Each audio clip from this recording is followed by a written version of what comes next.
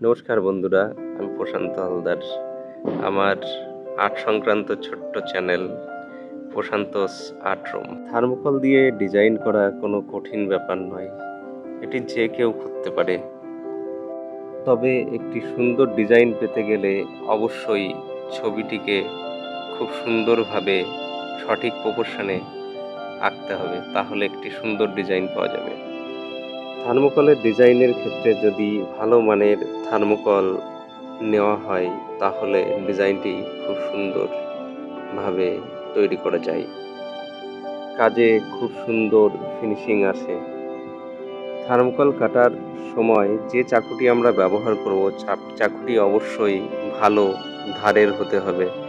এবং মাঝে মাঝে কাজ করতে করতে দেখা যায় থার্মোকলের চাকুর ধার কমে যায়, তখন আবার শিলে ঘষে সেটিকে আবার ধার দিয়ে নিতে হবে, তা না হলে সঠিকভাবে কাটা যাবে না।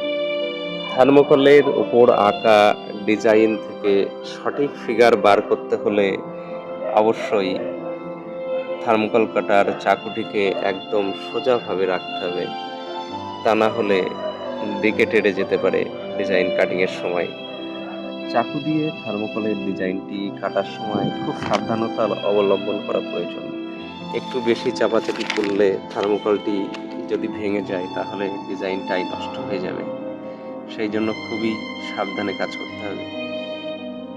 ডিজাইনটির মূল ফিগারটি বার হয়ে গেলে এবার থার্মোকলের সাইড কাটিং করতে হবে।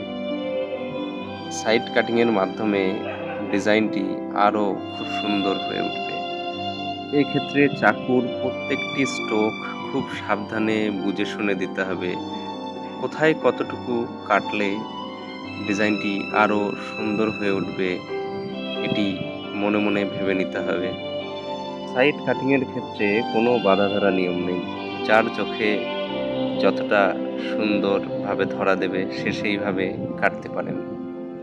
চোখের দেখার সঙ্গে মনের সৌন্দর্যের সংযোগ ঘটাতে পারলেই ডিজাইনটি খুব সুন্দরভাবে ফুটে উঠবে। ডিজাইনটির সাইড কাটিং সম্পূর্ণ হয়ে গেলে দেখবেন ডিজাইনটি পূর্বের থেকে আরও অনেক সুন্দর হয়ে উঠেছে। ডিজাইনটিকে আরও সুন্দরভাবে ফিনিশিং করতে চাইলে মাঝে মাঝে আমরা শিরিষ কাগজ বা স্যান্ডপেপার ব্যবহার করতে পারি। ডিজাইনটির কোনো স্থানে যদি অমসৃণ বা দৃষ্টিকটু লাগে সেক্ষেত্রে আমরা শিরিষ কাগজ বা স্যান্ডপেপার ব্যবহার করে থাকি। ডিজাইনটির কাটিং সম্পূর্ণ হয়ে গেলে পূর্বে কেটে রাখা একটি গোল চাকতির উপরে ফেভিকল আঠা দিয়ে আমরা ওটিকে স্ট্যান্ড পজিশনে রাখতে পারি। ডিজাইনটির সাইড কাটিং সম্পূর্ণ হয়ে গেলে এবার আসে রং করার পালা।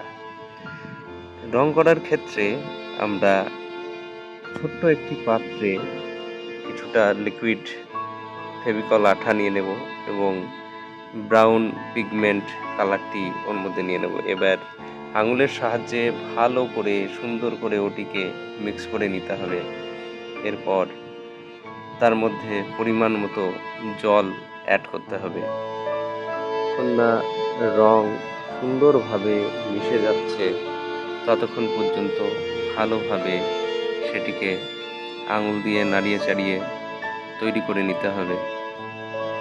রং তৈরি হয়ে গেলে এবার ফিগারটির উপরে খুব সুন্দর করে রং করে নিতে হবে এবং কিছু সময় শুকানোর জন্য রেখে দিতে হবে। ডিজাইনটির রং খুব ভালোভাবে শুকিয়ে গেলে এবার এই ডিজাইনটিকে আরও সুন্দর দেখার জন্য বা সুন্দর করার জন্য আমরা এর উপরে বার্নিশ ব্যবহার করব।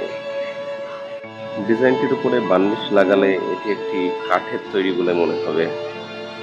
সকলকে অসংখ্য ধন্যবাদ এত সময় ধৈর্য ধরে ভিডিওটি দেখার জন্য। এরকম ডিজাইনের কাজ বা আর্ট সংক্রান্ত কোনো ভিডিও যদি পেতে চান তাহলে লাইক, সাবস্ক্রাইব, কমেন্ট করে পাশে থাকবেন। আপনাদের একটি লাইক বা কমেন্ট আমাদের কাছে খুবই মূল্যবান, যা আমাদেরকে ভবিষ্যতে আরও নতুন নতুন শিল্পকর্ম সৃষ্টিতে অনুপ্রেরণা যোগাবে। Thank you so much for watching.